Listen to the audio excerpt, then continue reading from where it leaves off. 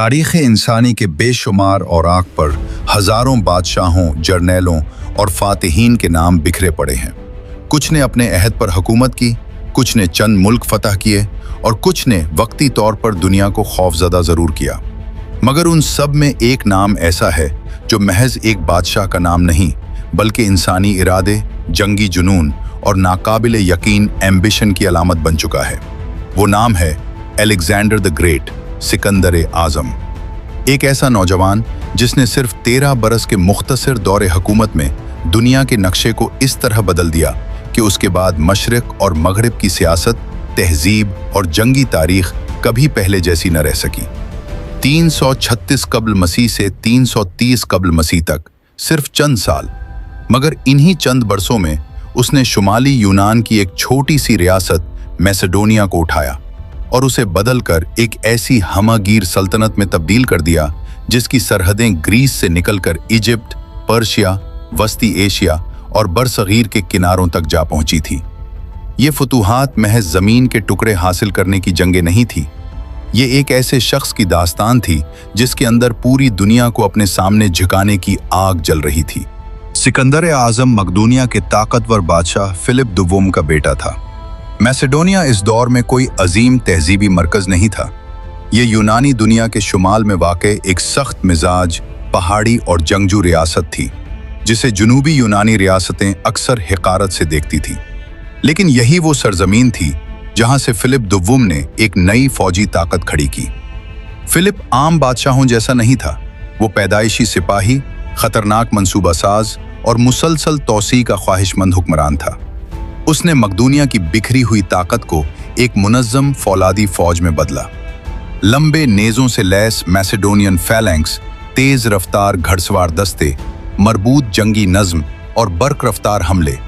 Philip ने उन सब के जरिए अपने इर्द गिर्द के दुश्मनों को एक एक करके तोड़ा, यहाँ तक कि तकरीबन पूरा यूनान इसकी सियासी बढ़तरी के सामने झुकने लगा। मगर इस जंगजू बादशाह की सबसे बड़ी तैयारी इसकी फौज नहीं थी बल्कि उसका बेटा था, एक ऐसा बच्चा जिसकी आंखों में आम ख्वाब नहीं थे। सिकंदर की परवरिश महल्लाती नरमी में नहीं हुई। इसके बचपन के गिर्द हमेशा घोड़ों की हिन्नाहट, जरहों की झिनकार, जर्नैलों की मजलिसें और जंगी नक्शे बिखरे रहते थे। वो तलवारों के दरमियान बड़ा हुआ। फिलिप ने जल्द ही महसूस कर लिया था कि उस लड़के में कुछ गैर मामूली है। उसकी गुफ्तगू में एतमाद, मिजाज में जिद और आंखों में अजीब सी बेचैनी थी, गोया वो अपने इर्द गिर्द की दुनिया को नाकाफी समझता हो। इसीलिए उसकी तालीम के लिए चुना गया उस जमाने का सबसे अजीम फलसफी एरिस्टोटल। एरिस्टोटल ने उसे सिर्फ किताबी इल्म नहीं दिया, उसने उसे फलसफा, सियासत, मंतिक, तिब, जोग्राफिया, अदब, अखलाकियात, फल्कियात और यूनानी फिक्र की बढ़तरी का शऊर दिया। सिकंदर ने अकीलीज, हरक्यूलीज और तदीम हीरोज की दास्तानें पढ़ी और रफ्ता रफ्ता उसके अंदर ये यकीन जड़ पकड़ने लगा कि वो भी एक दिन तारीख के उन्हीं अफसानवी नामों में शामिल होगा। इसके लिए सल्तनत सिर्फ विरासत नहीं थी, वो उसे अपनी जाती डेस्टिनी समझने लगा था। कम उम्री में ही मैदान जंग का शेर, तालीम के साथ साथ सिकंदर को बाकायदा फौजी तरबियत दी गई। वो अपने बाप के साथ मुहिम्मात में शरीक होने लगा, बगावतें कुचलने लगा और दुश्मन कबाइल के खिलाफ कार्रवाइयों में हिस्सा लेने लगा। कम उम्री ही में उसने घड़सवार दस्तों की कमान संभालनी शुरू कर दी थी। वो सिर्फ हुक्म देने वाला शहजादा नहीं था, वो सामने से लड़ने वाला सिपह सालार था और यही चीज मकदूनी फौज को उसका दीवाना बना रही थी। सिकंदर अपने सिपाहियों से दूर तख्त पर नहीं बैठता था, वो उनके साथ सफर करता, उनके साथ बारिश में भीगता, उनके साथ मैदान में जख्मी होता और इनामात दिल खोलकर बांटता। इसलिए फौज उससे डरती कम, मोहब्बत ज्यादा करती थी। यही मोहब्बत बाद में दुनिया फतह करने में उसकी सबसे बड़ी ताकत बनने वाली थी। 336 कब्ल मसीह, अचानक तख्त, अचानक जिम्मेदारी। फिर वो लम्हा आया जिसने सब कुछ बदल दिया। 336 कब्ल मसीह में फिलिप दुवुम अचानक कत्ल कर दिया गया। महल साजिशों से भर गया, दरबार में खौफ फैल गया। यूनानी रियासतों ने बगावत के इशारे देना शुरू कर दिए और इस हंगामे के दरमियान सिर्फ 20 साल का सिकंदर मकदूनिया के तख्त पर बैठा। दुश्मनों को लगा था कि ये कम उम्र शहजादा ज्यादा देर नहीं टकेगा, मगर उन्होंने उस नौजवान की आंखों में जलती हुई आग नहीं देखी थी। तख्त संभालते ही सिकंदर ने बिजली की रफ्तार से कार्रवाई की। दाखिली मुखालिफिन खत्म किए गए, शाही दावेदारों को रास्ते से हटाया गया, बागी इलाकों पर लश्कर चढ़ा दिए गए और जिन यूनानी शहरों ने बगावत की हिम्मत की उन पर ऐसी सख्ती की गई कि बाकी सबके दिल दहल गए। चंद ही महीनों में पूरा यूनान दोबारा उसके सामने खामोश था। अब मैसेडोनिया महफूज थी और अब पहली बार सिकंदर ने अपनी निगाहें अपने बाप के अधूरे ख्वाब पर जमा दी, पर्शियन एम्पायर। एक ऐसा ख्वाब जो दुनिया को हिला देने वाला था। पर्शिया, दुनिया की सबसे बड़ी सल्तनत, लाखों की आबादी, नाकाबिले तसव्वुर खजाने, वसी शाहराहें, शाही लश्कर और सदियों पुरानी हुक्मरानी। एक आम हुक्मरान ऐसी ताकत को चैलेंज करने का सोच भी न सकता था, मगर सिकंदर ने फैसला कर लिया, या तो एशिया मेरे सामने झुकेगी या मैं मैदान में मर जाऊंगा। उसने अजीम फौजी तैयारी शुरू कर दी। हजारों प्यादा सिपाही, नखबत घड़सवार, इंजीनियर, रसद बरदार, महासरे की मशीनें, पुल बनाने के आलात, खुराक, पानी, चारा, नक्शे, सिफारती राब्ते, हर चीज को इस बारीकी से तरतीब दिया गया जैसे वो महज एक जंग नहीं बल्कि पूरी दुनिया के खिलाफ एक तवील मुहिम शुरू करने जा रहा हो। 334 कब्ल मसीह में जब सिकंदर ने हेलेस्पोंट उबूर किया और एशिया की सरजमीन पर कदम रखा तो उसने नेजा जमीन में गाड़ कर गोया ऐलान किया, अब ये दुनिया तलवार के फैसले से लिखी जाएगी। और वाकई इसी लम्हे तारीख का एक नया तूफान चल पड़ा। एशिया में दाखिल होते ही पर्शियन फौजें उसके सामने आईं, मगर मकदूनी नज्म, सिकंदर की बर्क रफ्तार क़यादत और उसके ज़ाती जुनून के सामने एक एक करके बिखरती चली गई। एशिया माइनर के कई इलाके उसके कब्जे में आ गए। फिर उसने शाम का रुख किया। साहिली शहर लर्जने लगे, कई ने दरवाजे खोल दिए, कई ने मुजाहिमत की और मिटा दिए गए। मशहूर शहर टायर ने जब सर झुकाने से इनकार किया तो सिकंदर ने उसका ऐसा मुहासरा किया जो महीनों जारी रहा। समंदर के अंदर रास्ता बनाकर शहर तक पहुंचा गया, दीवारें तोड़ी गईं और टायर को इबरत बना दिया गया। इसके बाद गजा गिरा और फिर मिस्र के दरवाजे खुल गए। मिस्र ने उसे हमलावर नहीं, निजात दहिंदा के तौर पर कबूल किया। वहां उसे फिरौन जैसा एहतराम मिला। 332 कब्ल मसीह में उसने बहरा रूम के किनारे एक नए शहर की बुनियाद रखी, अलेक्जेंड्रिया। एक ऐसा शहर जो बाद में इल्म, तजारत, फलसफा और तहजीब का आलमी मरकज बनने वाला था। यानी सिकंदर सिर्फ जमीन फतह नहीं कर रहा था, वो अपनी दायमी मौजूदगी के सुतून भी खड़े कर रहा था। और अब मिस्र उसके पीछे था, पर्शिया उसके सामने। असल टकराव अभी बाकी था, वो टकराव जिसमें दुनिया की सबसे बड़ी सल्तनत और दुनिया के सबसे खतरनाक नौजवान का फैसला होना था। मिस्र फतह हो चुका था, बहरा रूम के साहिल सिकंदर के जेरे नगी आ चुके थे। अलेक्जेंड्रिया की बुनियाद रखकर वो अपने पीछे एक नई तहजीबी अलामत छोड़ चुका था। लेकिन ये सब अभी तमहीद थी, असल हदफ अभी उसके सामने खड़ा था, पर्शियन एम्पायर। वो सल्तनत जिसके नाम से सदियों तक मशरिक व मगरिब के हुक्मरान लरजते रहे थे। वही सल्तनत जिसके खजाने बेहिसाब थे, जिसके शाही महल्लात सोने से दमकते थे और जिसके पास ऐसी फौजी कुव्वत थी जिसे दुनिया नाकाबिले शिकस्त समझती थी। मगर सिकंदर के लिए दुनिया में एक ही चीज नाकाबिले बर्दाश्त थी, कोई ताकत इससे बड़ी हो।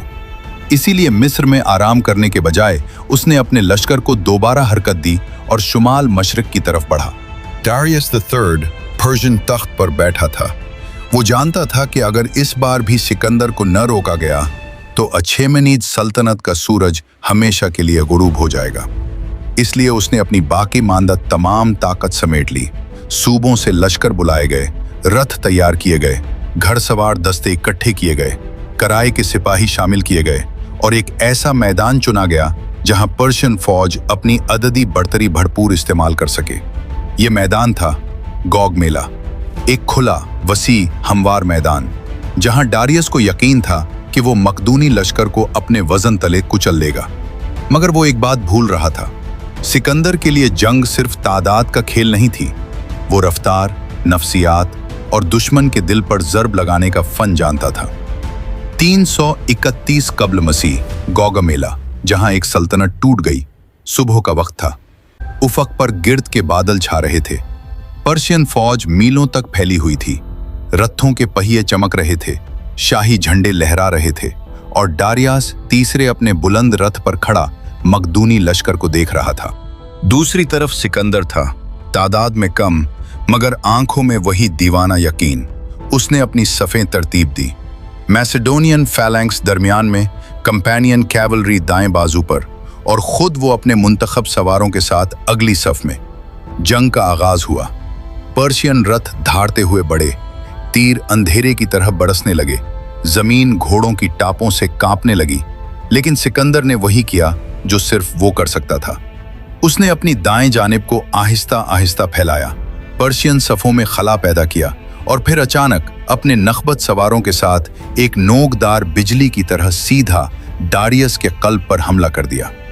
यह हमला इतना तेज, इतना बेरहम और इतना गैर मुतवक्के था कि पर्शियन मरकज संभल न सका। सफ़ें टूटने लगीं, शाही मुहाफिज पीछे हटने लगे और फिर वो लम्हा आया जिसने पूरी जंग का फैसला कर दिया। डारियस द थर्ड ने अपना रथ मोड़ा और मैदान छोड़ दिया। बादशाह के भागते ही लाखों की फौज का हौसला रेत की दीवार की तरह बैठ गया। जो लश्कर दुनिया का सबसे बड़ा समझा जाता था, वो चंद घंटों में भगदड़ में बदल गया। गौगामेला में सिर्फ एक जंग नहीं हारी गई थी, यहाँ पर्शिया की सदियों पुरानी बादशाहत की रीढ़ की हड्डी टूट गई थी। बेबीलोन के दरवाजे खुद खुल गए। गौगामेला के बाद सिकंदर के सामने मुजाहिमत बिखरने लगी। सबसे पहले उसके सामने आया बेबीलोन, वही बेबीलोन जिसके महल्लात, बागात और दीवारें पूरी दुनिया में मशहूर थी। पर्शियन इक़्तिदार का अजीम शाही मरकज। मगर अब शहर लड़ने के मूड में नहीं था। दरवाजे खुल गए, मकामी अशराफिया इस्तकबाल के लिए बाहर आ गई, खजाने पेश किए गए और सिकंदर फातिहाना शान से बेबीलोन में दाखिल हुआ। इसके बाद सूसा आया, सोने और चांदी से भरा शाही खजाना। फिर परसेपोलिस, पर्शियन गुरूर की धड़कती हुई अलामत। वो शहर जिसकी सीढ़ियों पर कभी अछैमिनिद बादशाह चलते थे, जहां दुनिया भर के सफीर झुककर खिराज पेश करते थे। अब वहां मकदूनी घोड़ों की टापें गूंज रही थी। सिकंदर इन महल्लात में दाखिल हुआ, खजाने अपने कब्जे में लिए और पर्शियन शाही शान को अपनी फतह की निशानी बना लिया। कहते हैं परसेपोलिस की शाही इमारतों को बाद में आग की लपेट में भी आने दिया गया। गोया ये ऐलान था कि पुरानी सल्तनत का अहद खत्म हो चुका है। डारियस द थर्ड अब एक भागता हुआ बादशाह बन चुका था। वो मशरिक की तरफ पसपा होता रहा, मगर उसके अपने ही साथी उससे बदजन हो चुके थे। आखिरकार पर्शियन इक़्तिदार अमलन खत्म हो गया। सिकंदर ने खुद को सिर्फ मैसेडोनिया का बादशाह नहीं, बल्कि किंग ऑफ एशिया कहना शुरू कर दिया।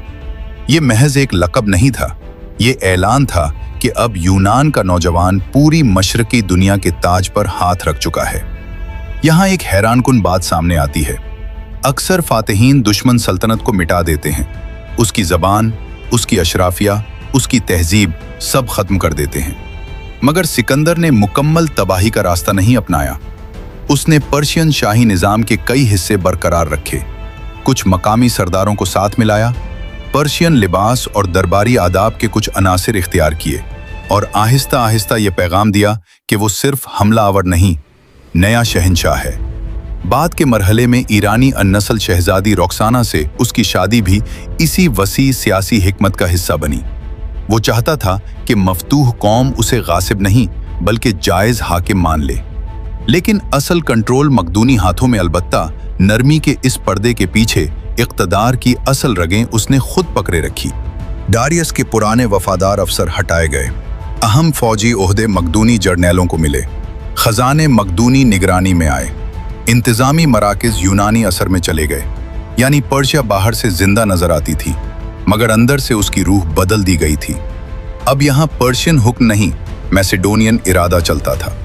मगर सिकंदर का मकसद सिर्फ तख्त पर बैठना नहीं था।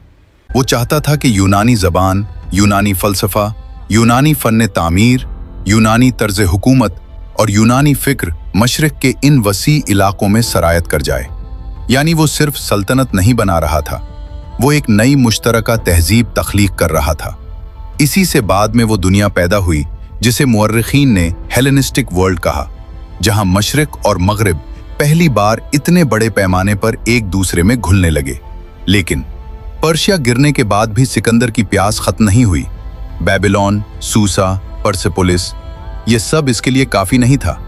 इसकी निगाहें अब इससे भी आगे जा चुकी थीं, इन सरजमीनों की तरफ जिन्हें यूनानी दुनिया तकरीबन अफसाना समझती थी, इंडिया। और यही वो मकाम था जहां सिकंदर का जुनून अपनी आखिरी हद को छूने वाला था। मगर ये तो सिर्फ आवाज था। पर्शिया जैसी सदियों पुरानी अजीम सल्तनत उस नौजवान के कदमों में आ चुकी थी। बेबीलोन के खजाने, परसेपोलिस के जलते महल्लात और किंग ऑफ एशिया का ताज अब सब सिकंदर के कब्जे में था।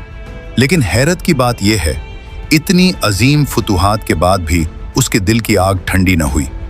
उसकी निगाहें अब एक ऐसी सरजमीन पर जम चुकी थी जिसे यूनानी दुनिया दौलत, हाथियों, पुरअसरार राजाओं और बेशुमार लश्करों की सरजमीन कहती थी, हिंदुस्तान। वहां उसका सामना सिर्फ नई रियासतों से नहीं, बल्कि एक ऐसे दुश्मन से होने वाला था जो पहली बार सिकंदर के गुरूर को चैलेंज करेगा।